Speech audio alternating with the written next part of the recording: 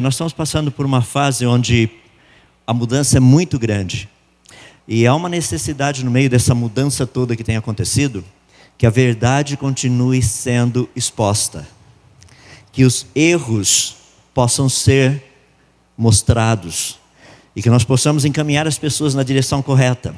Nós estamos vivendo uma época assim muito interessante. Porque a palavra do nosso Deus cada vez tem menos e menos valor de uma forma prática na sociedade que nós vivemos. Vamos ser bem sinceros. Quantos de nós gastamos tempo procurando conhecer nas Escrituras como gerenciar dinheiro nessa época que nós vivemos? O pessoal chega para mim e fala assim, não dá tempo, eu tenho que pagar as contas. Eu entendo, mas para pagar as contas é bom a gente gerenciar o dinheiro da maneira como Deus nos manda gerenciar o dinheiro. Nessa época confusa em que as pessoas não sabem mais o que elas são. Rapaz, eu comento com as pessoas essa ideologia de gênero que tem rodado o mundo afora. Fala assim, não precisa ficar preocupado. Pergunte para as suas células. Se você tem algumas dezenas de trilhões delas, elas vão te dizer quem você é. Se você é XX mulher ou XY homem. Você não precisa ter dúvida. Está guardado em você e você não consegue mentir para as suas células. Você e as suas células, quer dizer, faz parte do pacote, mas vocês vão morrer e as suas células vão dizer, eu te disse, eu te disse, eu te disse.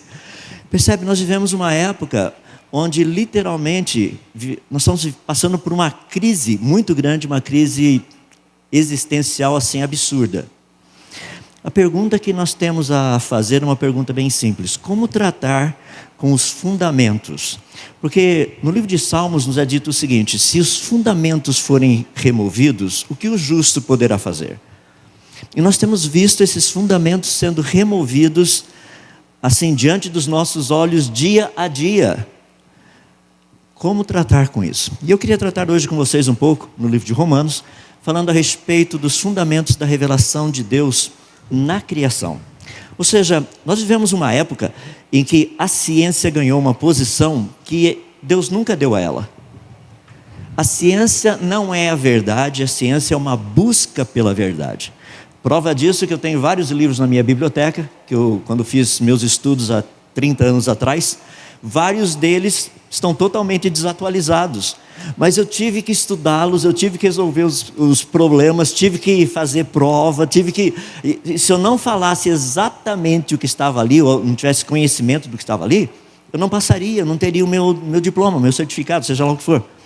Eu tive que aprender aquilo. E hoje, adivinha o quê? Está lá na prateleira, serve para segurar papel em cima da minha mesa. E alguns livros eram caros, e alguns deles eu paguei mais de $200, né? R$1.000 para um livro, que hoje segura papel em cima da prateleira. Mas se você olhar para a palavra do nosso Deus, não é fascinante? Deus não chega para a gente e fala assim, pessoal, vocês já baixaram a versão 2022? Tem algumas coisinhas que eu precisei corrigir nas anteriores, tá? Alguns conceitos que não estavam bem. Não, é a mesma. A palavra do nosso Deus permanece. E é em cima dessa palavra que nós podemos construir uma cosmovisão correta.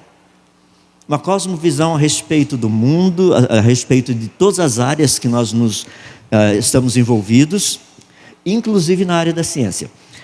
Deus se revela a nós de 3 formas diferentes, através de 3 livros. Eu vou pegar as 3 principais e tem derivações dessas, tá? Mas as 3 principais são as seguintes. A que eu vou tratar aqui, que está no livro de Romanos, nesse primeiro capítulo, que é o livro das obras de Deus, a natureza. Deus se revela a todos os seres humanos, a todos, através da natureza. Não tem como. E a gente vai discutir um pouquinho a respeito disso. Ao mesmo tempo, Deus se revela a nós também por meio do livro das suas palavras, a Bíblia.